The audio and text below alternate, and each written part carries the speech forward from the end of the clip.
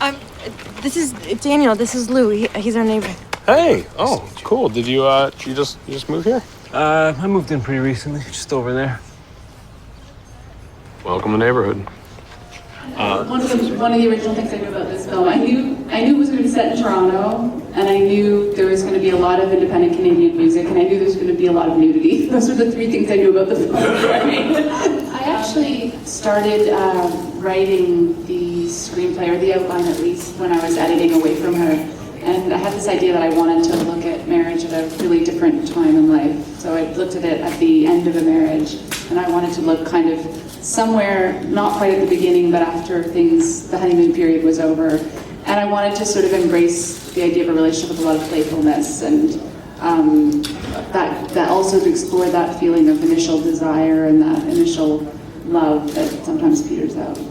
I really got what Lou's problem was, honestly. I feel like a lot of people might see the movie and feel an instinct to kind of victimize the character, but I really think that I got the kind of sexual awkwardness, I guess, and the kind of comfort and not, willingness to evolve along with his partner. I mean, those instincts were things that I had probably experienced, and on top of that, I really, Michelle really set the tone in a lot of ways for the acting and the whole style of it. For me, I just kind of stood back and watched what she was doing, and then tried to, again, not ruin that. I'll tell you what doesn't help me. Every book you read about it involves, people falling off the wagon 8 times. So, I'm good. I'm really good, but there's this looming, waiting to failness. You look so well. I know. I honestly think I look better than before I had Tony. Honestly, I feel like in comedy, you can be saying a bunch of lies, but if the audience smells bullshit if there isn't some sort of honesty coming through. So I feel like it's a natural thing to do in this. I'm not saying that it wasn't challenging for me at times. The first day I shot, I did my very first take, and she came over to me and she said, "That was amazing." And I was like, "Oh my God, thank you." And then this girl brought her coffee and she goes, "This coffee is amazing." Oh, okay.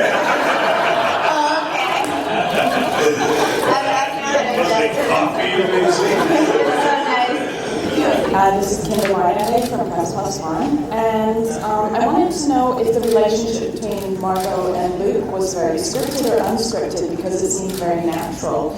And I wanted to know about the contrast between Margot's two relationships, I think it was, some of the scenes were totally word for word how they were written, and some of them, like the scene where I'm on the phone and she's kind of dancing around, that was just, I literally think it was like Lou's on the phone and Margot does a funny dance to distract him, and then sometimes, Sarah would just let the camera run and tell us to set up for a party, and then we would do that for 20 minutes as they filmed it.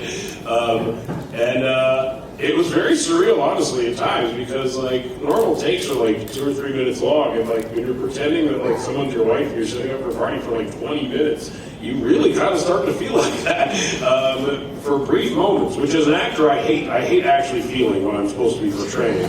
It scares me and makes me feel like a weak person. So I try to avoid it at all costs. But there were glimpses of that in this movie, which terrified me. My favorite moments in the film were all moments that happened after cut should have happened. And we shot on digital precisely for that purpose. We knew we were working with actors who would be amazing at creating moments that we couldn't have scripted. And I think the moments that for me really sing in the film are those moments that they found when they were, the camera had been rolling for a long time.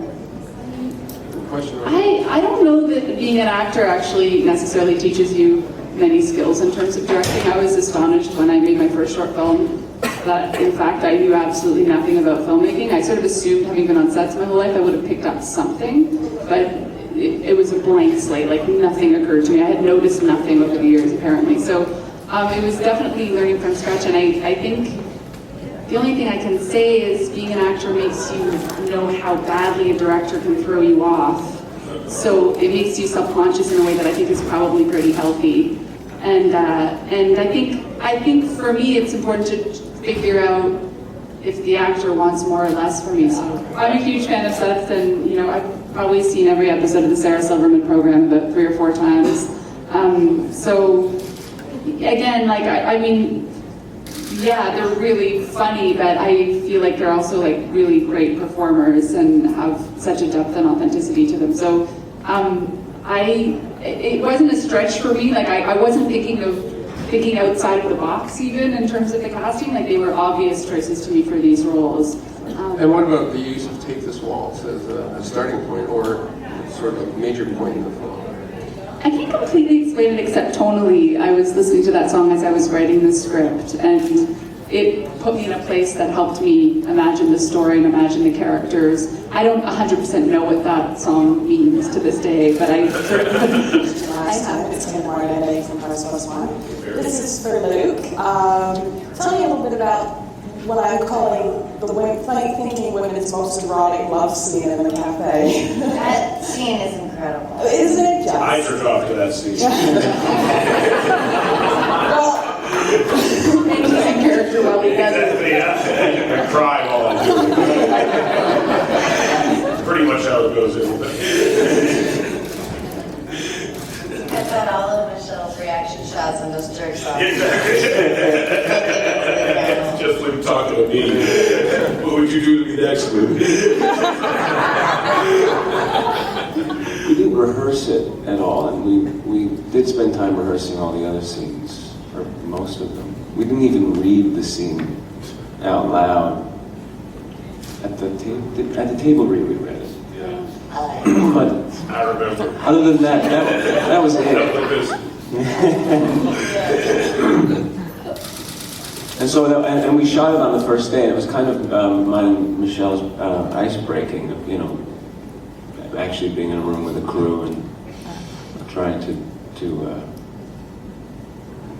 tell the story. I'm at the beginning stages of writing something else right now, another script. I have no idea how having a baby will change the timeline of when I'll do that, so I'm waiting to figure that out. I know a lot of women who their ideas of their work life change dramatically after they have kids, and some people who want to continue on as normal, so I'm waiting to find that out. It's our anniversary. Every year we go see a movie at the Royal. Nice. Hey, hop in. I'll give you a ride. Oh, no, that's fine. We'll make it if we walk. Are you serious? Yes, I am. I've always wanted to ride in one of these things. Get in. It's awesome. Really? Really? Yeah, come on. What are you doing? Come on.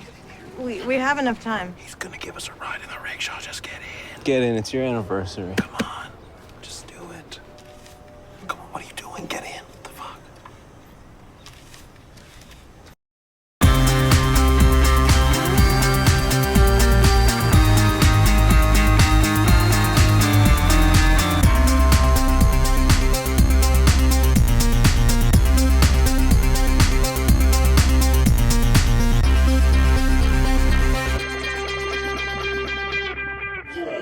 You were incredible in this movie, and like it's just, I know this sounds really dick sucky or whatever. That's not what I meant. Like, what is that when you're like complimenting someone? But oh, Jesus Christ.